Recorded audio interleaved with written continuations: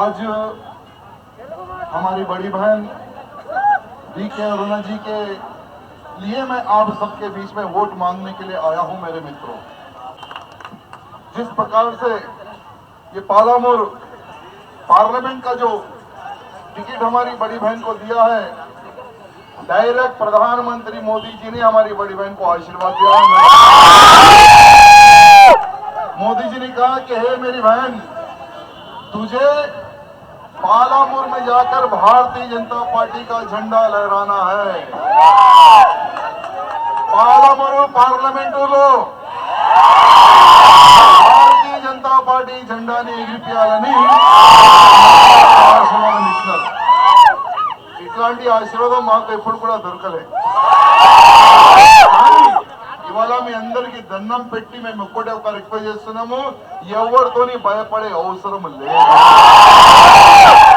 ఇవాళ ఎవరు భయపడుతున్నారు? ఇవాళ మీరు చూడొచ్చు, ఈ కాంగ్రెస్ వాళ్ళు పోటీ ఇప్పుడు కాంగ్రెస్ నుంచి ఉంది, బీఆర్ఎస్ నుంచి లేదు. ఎందుకంటే బీఆర్ఎస్ కాంగ్రెస్ ఒక్కటైపోయినారు.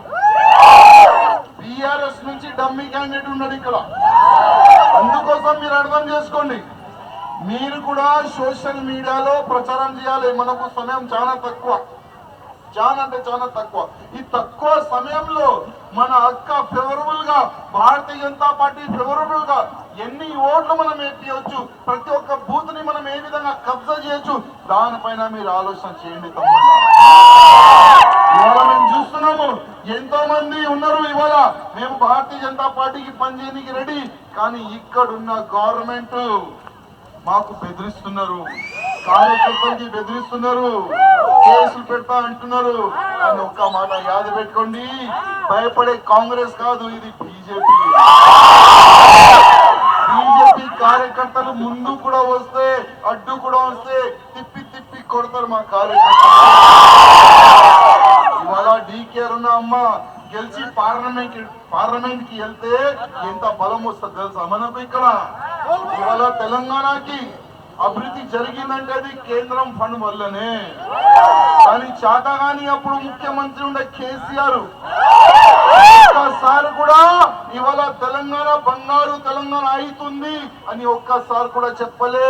కేంద్రం ఫండ్ నుంచి వస్తుంది, కేంద్రం నుంచి చాలా ఫండ్ వస్తుంది, ఒక్కసారి కూడా చెప్పలే. కానీ ఆ ముఖ్యమంత్రి ఒక కళాకారుడు, అంటే ప్రజలకి మోసం చేసిండు. నేను బంగారు తెలంగాణ ఇస్తా, బంగారు తెలంగాణ కాదు ఇప్పుడు మత్తుల తెలంగాణ చేసిండు, తెలంగాణ చేసిండు మన తెలంగాణ. ఇవాళ ఈ ఎలక్షన్ తమ్ముళ్ళారా, ప్రధానమంత్రి ఎవరు కావాలి దానికి ఎలక్షన్ జరుగుతుంది. మనకు ఎట్లాంటి ప్రధానమంత్రి కావాలి?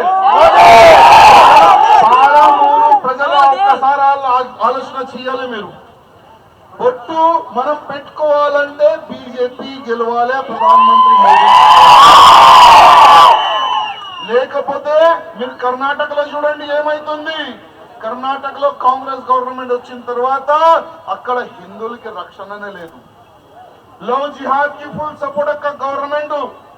ఒక కాలేజ్ లో ఒక అమ్మాయికి చంపేసినారు, చంపేవాడు ఒక ముస్లిం వాళ్ళు ఉండే. కానీ ఇదే కాంగ్రెస్ వాళ్ళు ఒక్కసారి కూడా ఆయన ఇంటికి వెళ్ళలేదు. ఎందుకంటే ఆయన కూడా కాంగ్రెస్ పార్టీకి చెందినవాడు ఉండే ఆయన నాన్నగారు. కానీ మన జేపీ నడ్డా గారు ఢిల్లీ నుంచి ఆ పాప ఇంటికి వెళ్ళి నేను మీ ఎంబడి ఉన్నామని వాళ్ళ అమ్మ నాన్నకి ఒక భరోసా ఇచ్చిన భారతీయ జనతా పార్టీ. అదే కర్ణాటకలో హనుమాన్ చాలీసా చదివితే కూడా అక్కడ పక్కోళ్ళు చాలా మంది కొడుతున్నారు. హనుమాన్ చాలీసా ఇప్పుడు చదువుకూడదు, ఎందుకంటే కర్ణాటకలో కాంగ్రెస్ గవర్నమెంట్ వచ్చిందని అక్కడ బెదిరిస్తున్నారు. అరే కర్ణాటక ఇవ్వండి, మన తెలంగాణలో హోలీ పండగ సమయంలో చెంగిచర్లలో మహిళలు చూడలేదు, ఎవరిని చూడలేదు, అందరినీ కొట్టారు. మహిళల పైన దాడి చేసినారు. కానీ కేసు ఎవరిపైన కావాలి? కొట్టేవరిపైన కావాలి కదా, కానీ మహిళల పైన అక్కడ కేసు పెట్టారు. ఇది తెలంగాణలో కాంగ్రెస్ పని. అందుకోసం ఈ ఎలక్షన్ ఎన్నికలు ఎట్లాంటి ప్రధానమంత్రి కావాలి దానికి ఎన్నికలు జరుగుతున్నాయి తమ్ముళ్ళారా. ఇవాళ మీరు చూడండి, ఒకప్పుడు యూపీఏ పేరుండే కాంగ్రెస్ వాళ్ళు, అంటే ఒక కుటుంబం తయారు చేసిన దొంగల కుటుంబం. యూపీఏ ఉండే, ఇప్పుడు యూపీఏ పేరు మార్చేసినారు, ఇప్పుడు ఎన్డీ పేరు పెట్టినారు వాళ్ళు. యూపీఏ పేరు ఎందుకు మార్చినారంటే 12 లక్షల కోట్ల రూపాయలు దోపిడీ చేసినారు, వీళ్ళు కరప్షన్ చేసినారు.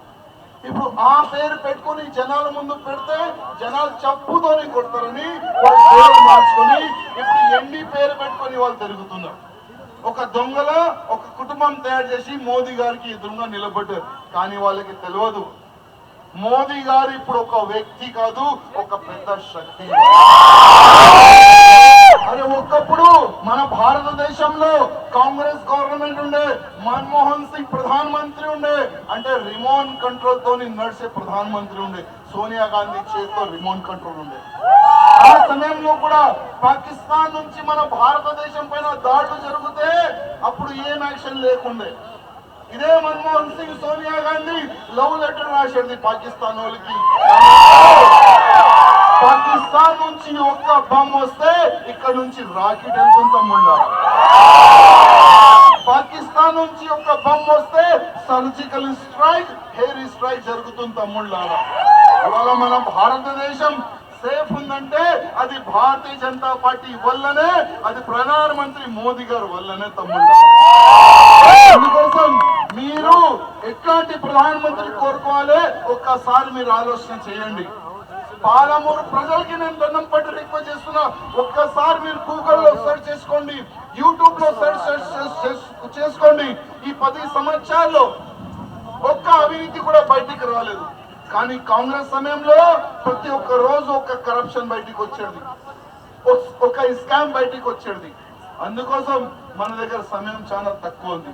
ఈ తక్కువ సమయంలో మనం ఎంతవరకు భారతీయ జనతా పార్టీకి ఇంకా స్ట్రాంగ్ చేయొచ్చు, మన కాన్స్టిట్యూన్సీలో కానీ మన పార్లమెంట్ ఏరియాలో కానీ ఎట్టి పరిస్థితుల్లో అక్కకి గెలిపించి మోదీ గారి సైన్యంలో పంపించాలని నేను ఇదే విధంగా ఒక డిబేట్ నడుస్తుంది టీవీలో ఒక డిబేట్ నడుస్తుంది, నేను చూస్తున్నా. ఈ బీఆర్ఎస్ వాళ్ళు అంటున్నారు మాకు అవకాశం ఇవ్వండి, ఈ కాంగ్రెస్ వాళ్ళు అంటున్నారు మాకు అవకాశం ఇవ్వండి. ఒక్కసారి ఈ బీఆర్ఎస్ వాళ్ళకి తెలంగాణ ప్రజలు అవకాశం ఇస్తున్నారు, ఏం పీకినారు, తెలంగాణకి మొత్తం సర్వనాశనం చేసినారు.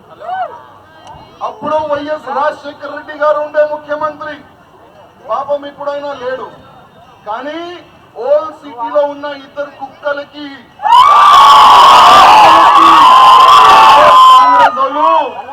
పాలు తాగిపించి ఇంత పెద్ద చేసినారు. దాని తర్వాత ఈ టిఆర్ఎస్ అంటే అప్పుడు టిఆర్ఎస్ వాళ్ళు వచ్చినారు, వీళ్ళు తొక్కుతుందేమో అని వాళ్ళకి ఏదైనా కంట్రోల్లో పెడతారేమో అని అనుకున్నాం. కానీ వాళ్ళు కూడా వీళ్ళకి పాలు తాగిపించి ఇంకా ఇంత పెద్ద చేసినారు.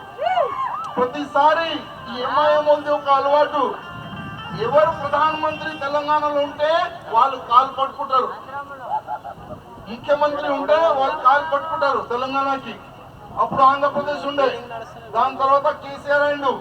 అంటే ప్రతిసారి ఎవరు ముఖ్యమంత్రి ఇక్కడ తెలంగాణకి అయితే వీళ్ళు అయ్యా మార్చుకుంటారు. వైఎస్ రాజశేఖర రెడ్డి అయ్యా అన్నారు వీళ్ళు. మళ్ళా దాని తర్వాత ముఖ్యమంత్రి ఎవరుండే కేసీఆర్, ఆయనకి అయ్యా అనుకున్నాడు. ఇప్పుడు ఈయన రేవంత్ రెడ్డి కాలు పట్టుకొని నడుస్తున్నారు.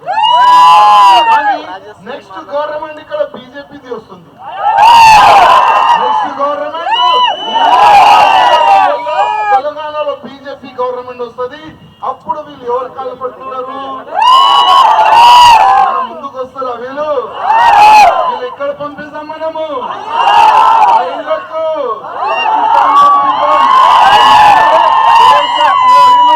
మన భారతదేశం కాదు, మన తెలంగాణ కాదు, ఎక్కడ కూడా ఉండకూడదు. ఆ పని మనం చేస్తున్నాం.